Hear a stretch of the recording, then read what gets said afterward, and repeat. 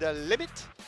At ang ating mga boksingero po ay si Arnold Cordoba kontra Nelson Pautan. Yan po ang ating tail of the tape. Pareho po silang 21 years old. Makikita po natin si Cordoba merong slight height advantage. Meron din po siyang 3-inch reach advantage. Pareho po silang kanan. Taga Morong Rizal si Cordoba. At taga Quezon Province naman po si Nelson Pautan. Yan po ang kanilang mga official weights. Nakikita po natin sa ating screens ang ating tail of the tape. At ito na po ang ating ring announcer, Bobby Mondejar. Ladies and gentlemen, introducing the fighter fighting out of the blue corner. He weighed in at 120.3 pounds. He has a record of no win, no lose, 1 draw. Fighting out of San Andres Boxing Gym, San Andres, Quezon. Ladies and gentlemen, Nelson Pautan. Pautan. Right across the ring, fighting out of the red corner. He weighed in at 121.8 pounds. He has a record of 1 win, no loss, and 2 draws. Fighting out of Glenford Fitness Boxing Gym, Taguig City. Ladies and gentlemen, Arnold Cordova. Cordova. Our judges at ringside, Alfie Hocosol, Sammy Bernabe, and Antonio Comia. Third man in the ring, referee Gerald Tomeldan. This will be 4 rounds of professional boxing. Alright, boxers, 4 na round na paglalabanan ninyo, ha? Makinig. Walang susuntok sa back of the head, and then walang low blow. Right, good luck to both of you. Good luck. 4-rounder po ito. Cordoba kontra Pautan. Si Cordoba po, aba kung napapanood po nyo yung blow by blow, palagi, in June of last year, ang kanilang last fight sa Cuneta, Asodom, ginanap po yun. On a blow-by-blow card, tinalo po niya si Gabriel Bajada on a second-round knockout. Cordoba, record po niya 1 win, 2 draws. Wala po siyang talo at now 1 knockout. Okay, 5'6 po siya, 69-inch. Or make that 68 inches ang kanyang reach. At si Pauta naman, wala pong panalo. Wala pa din talo ito. 1 fight in his belt, under his belt rather. At yan po isang tabla. Tumabla siya kay Edward Labana, and that was sa Elorda Sports Center sa Sukat. It was a majority draw over 4 rounds. Tumibang po siya ng 120 to 3 3/4 pounds in that first fight. This is only his second professional fight for Pautan. Siya po ay naka-pink trunks. At ito po ang kanyang blow-by-blow debut. Cordoba po, kagaya ng binanggit natin kanina, this is already his second blow-by-blow appearance. He is the boy in blue trunks. Pareho po silang kanan.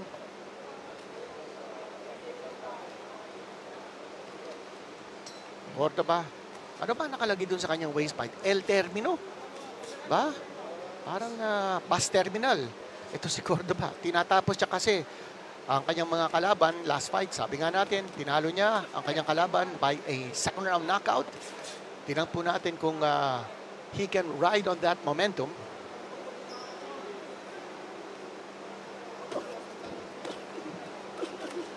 At nandito po tayo sa Barangay Namayan Covered Court. Maraming salamat sa ating barangay chairman, Don Francisco III.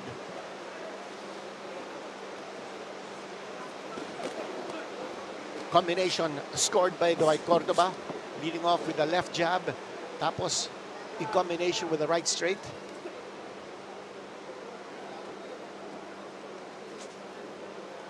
Cordoba trying to push inside the strike zone ni Pautan.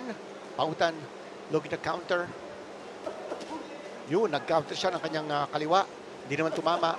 Ito na naman si Cordoba leading off with that left jab. Tapos sunod-sunod yung kanyang right straight. Yan ang babatayan natin, yung kanyang kanan.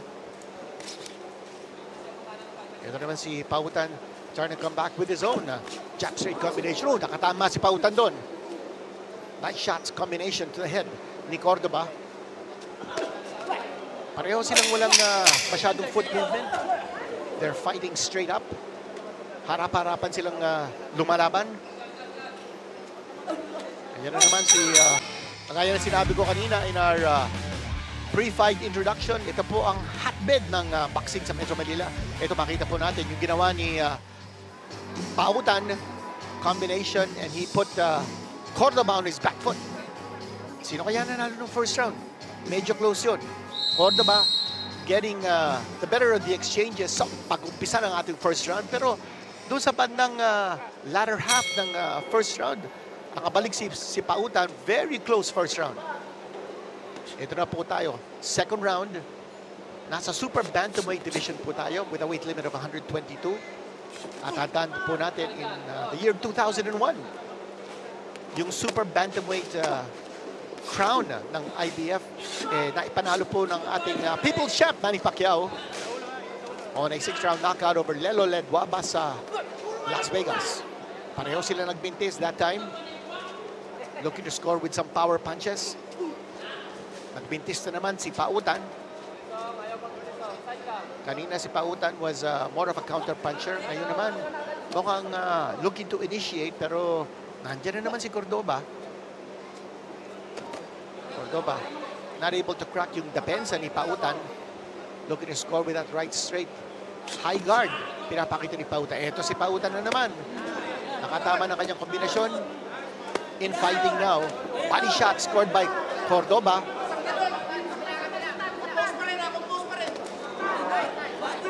Cordoba with a nice left hand. Oh, nakatama ng left doon si Pautan. Cordoba looking to be aggressive.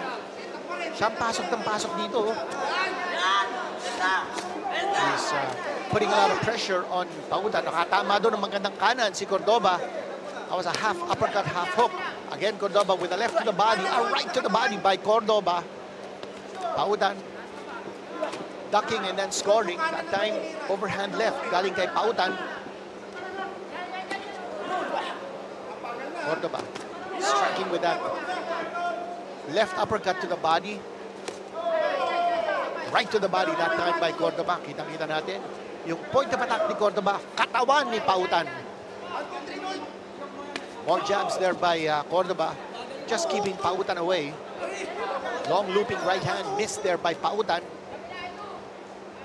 Cordoba just maintaining that short distance.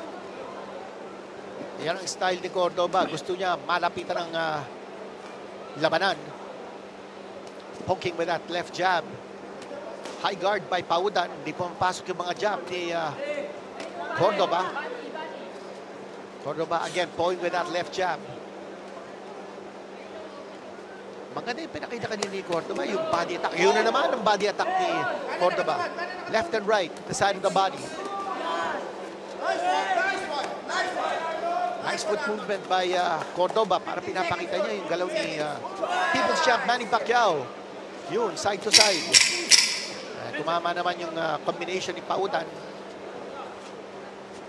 Shoulder roll defense, pinapakita din ni Cordoba. A glimpse of Senator Manny.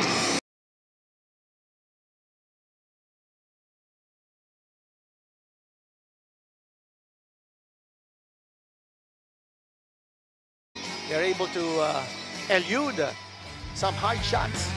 Panunin po natin. Slow-mo from the previous round. Yun. Nakatama ng magandang kanan and a nice right uppercut scored there by Cordoba in the infighting. And as we mentioned, yun po ang ating punch of the round.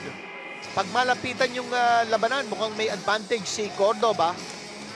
And he likes to throw those lefts and rights to the side of the body. Again, si Cordoba, ito po ang kanyang pangalawang blow-by-blow appearance. Sandali. Mukhang tinigil na. Tinigil na. Mukhang si Pautan has raised the white flag. At nakita natin si referee Tomagdan waving it off. Naku, sumurrender na si Pautan. Marinig po natin ang official announcement ng ating ring announcer, Bobby Mondehar. Ito panurin po natin kung ano nangyari dito. Magaganda yung mga patama ni Cordoba. Nakita naman natin, no? Yung uppercut, tapos yung shot to the side of the body. Hindi na nakaya ni Pautan.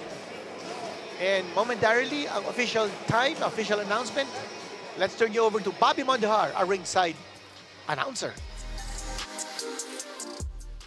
Ladies and gentlemen, in the end of the second round, as referee Tomeldan stops the fight, winner by technical knockout, Arnold Cordova. Cordova.